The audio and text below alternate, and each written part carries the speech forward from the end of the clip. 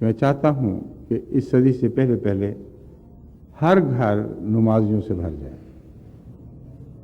اور ہر گھر میں روزانہ تلاوت قرآن کریم ہو. کوئی بچہ نہ ہو جسے تلاوت کی عادت نہ ہو. ماں کو بچے سے محبت ہے، اس میں کوئی شک نہیں، مگر اگر اللہ کی محبت غالب ہو تو بچے کو خدا والا بنانے پر اس کی زیادہ توجہ ہوگی. اپنی طاقت کو پہلے اس بات پر خرچ کرے گی کہ میرا بچہ خدا والا بنے، اور سکول والا بعد میں بنے گا، خدا والا پہلے بنے گا. اور جو خدا والا بچہ ہے وہ جہاں بھی جائے اللہ اس کی حفاظت فرماتا ہے. تو سب سے پہلے تو عبادت کے تعلق میں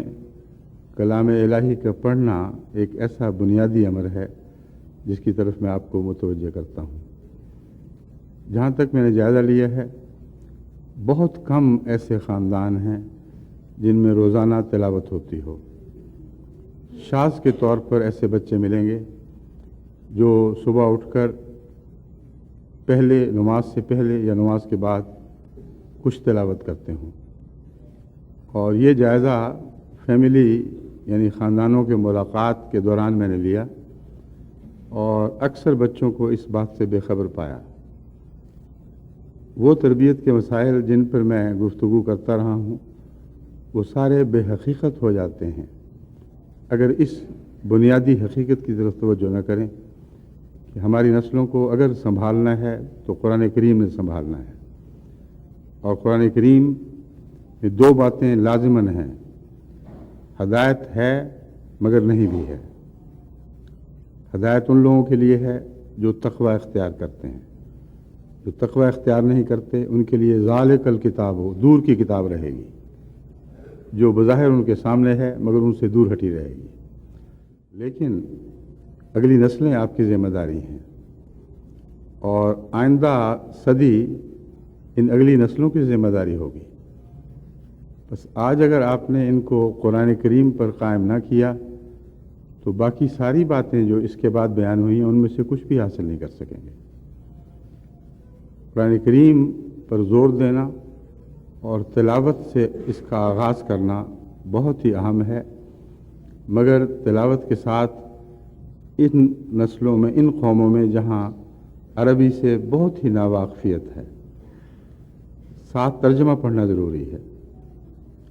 ترجمے کے لیے مختلف نظاموں کے تابع تربیتی انتظامات جاری ہیں، مگر بہت کم ہیں جو اس سے فائدہ اٹھاتے ہیں یا اٹھا سکتے ہیں. وہی بچے جن کو آپ نے قرآن کریم سکھانے کی کوشش کی، چند دن بعد ان سے پوچھ کے دیکھیں تو جو کچھ سیکھا تھا سب بھلا چکے ہوں گے. بڑی وجہ اس کی یہ ہے کہ ہماری جو بڑی نسل ہے اس نے قرآن کریم کی طرف پوری توجہ نہیں دی.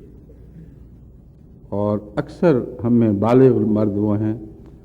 جو دین سے محبت تو رکھتے ہیں لیکن ان کو یہ سلیقہ سکھایا نہیں گیا کہ قرآن سے محبت کے بغیر دین سے محبت رکھنا کوئی معنی نہیں رکھتا، اس کی کوئی بھی حقیقت نہیں ہے. وقتی طور پر فوائد تو ہیں لیکن ان فوائد کا اعلیٰ مقصد یہ ہے کہ ان کی دین سے محبت، دین کے لیے وقت نکالنا، دین کے لیے محنت کرنا ان کو گھیر کر قرآن کی طرف لے آئے. اگر یہ فائدہ نہ ہو تو وہ کوششیں بیکار ہیں، کیونکہ قرآن کریم کا پہلا تعارف ذالک الکتاب ہے، وہ کتاب جس کی قومیں انتظار کر رہی تھیں. جب سے دنیا بنی ہے اس کتاب کا انتظار تھا بنی آدم کو، اور جب یہ آ گئی تو کتنے ہیں جو اس سے پیٹھ پھیر کر چلے جاتے ہیں. بس حضرت اقدس محمد مصطفیٰ صلی اللہ علیہ وآلہ وسلم کے متعلق قرآن کریم فرماتا ہے کہ یہ رسول شکوہ کرے گا، اے میرے رب، میری قوم نے اس قرآن کو مہجور کی طرح چھوڑ دیا. بس آپ وہ قوم نہ بنیں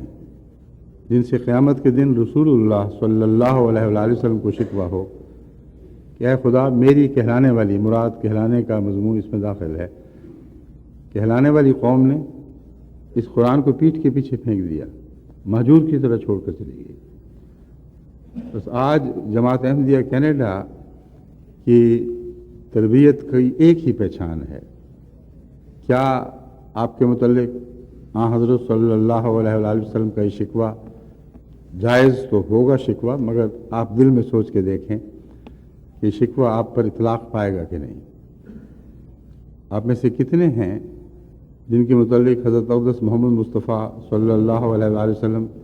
قیامت کے دن خدا کے حضور عرض کر سکتے ہیں کیا خدا یہ میری قوم ہے جس نے قرآن کو مہجور کی طرح نہیں چھوڑا؟ عبادت سے پہلے بھی قرآن ہے، یعنی تہجد کے وقت بھی جتنی توفیق ملے قرآن کریم فرماتا ہے قرآن کی تلاوت کیا کرو، اور عبادت کے دوران بھی تلاوت ہے اور عبادت کے بعد بھی تلاوت ہے۔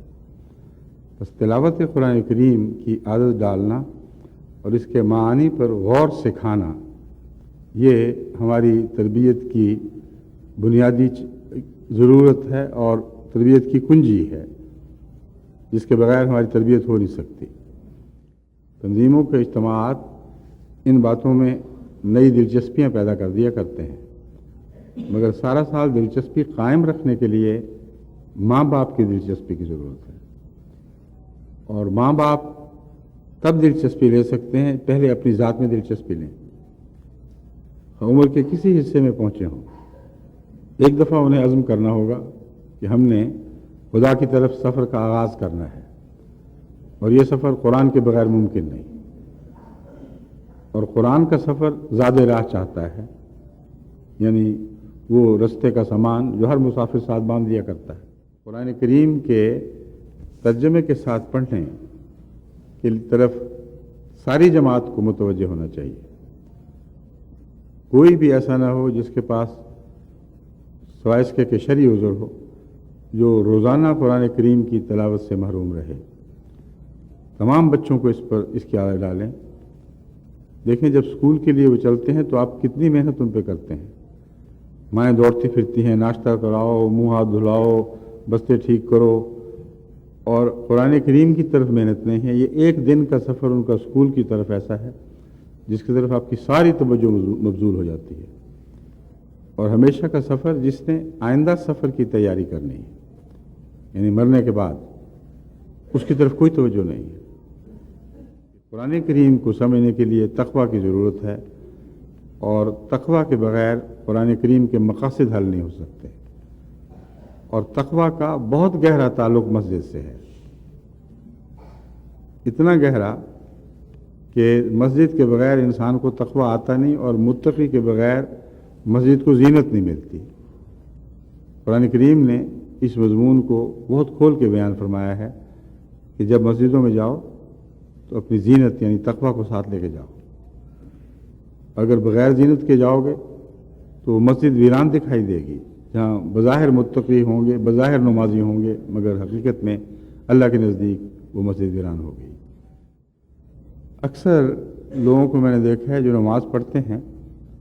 تو شاذ کی نمازیں ایسی جو مرکزی جلسوں میں خاص ماحول میں ادا کی جائیں، ان میں ان کے دلوں پر کچھ خشوع خضوع بھی آ جاتا ہے، کچھ جذبہ بھی پیدا ہو جاتا ہے، لیکن اکثر نمازیں اس طرح پڑھتے ہیں کہ نماز سے جتنی جلدی ممکن ہو پیچھا چھڑا لیا جائے اور فرض پورا کر لیا جائے، اور توجہ دوسری طرف ہوتی ہے۔ یہ وہ مسلین ہیں ہم عن صلاتہم ساہون، جن کے متعلق فرماتا ہے اللہ تعالیٰ کہ اپنی نماز سے غافل ہے۔ بسا اوقات ساری نماز گزر جائے گی اور حاصل کچھ بھی نہیں ہوگا۔ یہ وہ نمازی ہیں جو مسجدوں میں جاتے ہیں تو رسول اللہ صلی اللہ علیہ وسلم فرماتے ہیں کہ وہ مسجدیں ویران رہتی ہیں، ان مسجدوں میں کوئی بھی برکت نہیں پڑتی۔ کئی ایسے اہمیوں کی مثالیں مجھے دی گئی ہیں جو چندے ادا کر دیتے ہیں مگر نمازوں سے غافل ہیں، چندے ادا کر دیتے ہیں مگر دینی امور میں ان کی دلچسپی نہیں ہے۔ مگر قرآن کریم نے یہاں مال کا ذکر نہیں فرمایا، اور اکثر لوگ یہ بھول جاتے ہیں۔ مال کی شرط کو نماز کے بعد رکھا ہے مگر مال کے طور پر نہیں، فرمایا مما رزقناہم ينفقون، ہم نے ان کو جو کچھ بھی عطا فرمایا ہے اس میں سے خرچ کرتے ہیں۔ بس یہ خیال اگر کسی کے دل میں ہو کہ چندے دے دیے، جو ظاہری مال ہے جو خدا ہی عطا فرماتا ہے اس میں سے کچھ دے دیا تو اس آیت کا حق ادا کر دیا۔ اس آیت کا حق تب ادا ہوگا کہ غیب پر حقیقی ایمان ہو، نماز پر پوری طرح قائم ہوں، اور پھر جو کچھ خدا آپ کو دیتا ہے اس میں آپ کی عقل ہے، آپ کی مہارت ہے، آپ کی اولاد ہے، آپ کے اثاثے ہیں، آپ کی دیگر ذہنی اور قلبی صلاحیتیں ہیں، یہ تمام تر خرچ کرتے ہیں۔ ماں کو بچے سے محبت ہے، اس میں کوئی شک نہیں، مگر اگر اللہ کی محبت غالب ہو تو بچے کو خدا والا بنانے پر اس کی زیادہ توجہ ہوگی،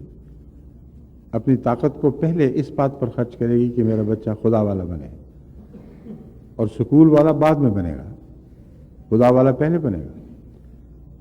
اور جو خدا والا بچہ ہے وہ جہاں بھی جائے اللہ اس کی حفاظت فرماتا ہے۔ ایسی سوسائٹی میں جہاں ہر طرف شیطان کی آوازیں آپ کو بلا رہی ہیں، اگر آپ کے بچوں کو نمازوں کی عادت نہیں ہے تو وہ بچے نہ آپ کے کام آ سکیں گے، نہ اپنے نہ آئندہ نسلوں کے کام آ سکیں گے، کیونکہ انہوں نے لازماً رفتہ رفتہ بھٹکتے بھٹکتے دور چلے جانا ہے۔ ہر گھر والے کا فرض ہے کہ وہ قرآن کی طرف توجہ دے، قرآن کے معانی کی طرف توجہ دے۔ ایک بھی گھر کا فرد ایسا نہ ہو جو روزانہ قرآن کی پڑھنے کی عادت میں رکھتا ہو، اور قرآن کریم کو پھر مضامین سمجھ کر پڑھے، اور جو بھی ترجمہ میسر ہے اس کے ساتھ ملا کر پڑھے۔ ایسے بچوں کے دل میں پھر سوال بھی اٹھتے ہیں، اور وہ سوالات بسا اوقات مجھے اس وقت نظر آتے ہیں جب میں کسی مجلس سے سوال جواب میں بیٹھا ہوں، تو مجھے پتہ چل جاتا ہے کہ بعض بچے ایسے ضرور ہیں جو قرآن پڑھ رہے ہیں، اور قرآن کو پڑھنے کے بعد پھر ان کے دل میں سوال اٹھتے ہیں۔ یہ مجھے فکر ہے جو اس سفر کے دوران پہلے سے بہت زیادہ بڑھ کر میرے سامنے ابھری ہے۔ بھاری تعداد میں ایسے احمدی گھر ہیں جن کو روزانہ 5 وقت نمازیں پڑھنے اور بچوں کو پڑھانے کی توفیق نہیں ملتی، اور ایسے ہیں جن کو روزانہ قرآن کریم کی تلاوت کی اور بچوں کو تلاوت قرآن کریم کروانے کی توفیق نہیں ملتی۔ لیکن فی الحقیقت زور اس بات پر دے رہا ہوں کہ آغاز کی باتوں کو پکڑ لیں اور آغاز کی باتوں پر قائم ہو جائیں، باقی باتیں اللہ سنبھال لے گا، اور آغاز کرنے والوں کو خدا تعالیٰ خود انگلی پکڑ کر سفر کے آخر تک پہنچا دیا کرتا ہے، اور سفر کے آخر سے مراد یہ ہے کہ موت تک وہ اس سفر میں ہمیشہ آگے بڑھتے رہتے ہیں، ورنہ حقیقت میں اس سفر کا کوئی آخر نہیں ہے۔ میں چاہتا ہوں کہ اس صدی سے پہلے پہلے ہر گھر نمازیوں سے بھر جائے، اور ہر گھر میں روزانہ تلاوت قرآن کریم ہو، کوئی بچہ نہ ہو جسے تلاوت کی عادت نہ ہو۔ اس کو کہیں تم ناشتہ چھوڑ دیا کرو، مگر اسکول سے پہلے تلاوت ضرور کرنی ہے، اور تلاوت کے وقت کچھ ترجمہ ضرور پڑھو، خالی تلاوت نہ کرو۔ اور جب یہ آپ کام کر لیں گے تو پھر ارد گرد مساجد بنانے کی کوشش کریں، اور ان نمازیوں کو گھروں سے مساجد کی طرف منتقل کریں، کیونکہ وہ گھر جن کے بسنے والے خدا کے گھر نہیں بساتے، قرآن کریم سے اور حضرت صلی اللہ علیہ وآلہ وسلم سے معلوم ہوتا ہے کہ اللہ ایسے گھروں کو ویران کر دیا کرتا ہے۔ اللہ تعالیٰ آپ کو توفیق عطا فرمائے، ان تقاضوں کو پورا کریں، ان مساجد پہ خدا کی رحمتیں برستی خود دیکھیں، پھر آپ کو پتہ چلے گا کہ اللہ تعالیٰ کی خاطر مسجدیں بنانا کیا مقام رکھتا ہے، اور ان مساجد کو خدا کی خاطر آباد کرنا کیا مقام رکھتا ہے۔ ایسے لوگوں کے گھر خدا آباد کر دیتا ہے، ان کی نسلوں کے گھر آباد کرتا ہے۔ آپ ایک مسجد خدا کی خاطر بنائیں، خدا اس کے نتیجے میں آپ کے گھروں کو نسلاً بعد نسل آباد کرتا چلا جائے گا۔ بس میں امید رکھتا ہوں کہ تقویٰ کے ساتھ اس قدم کو آگے بڑھائیں گے۔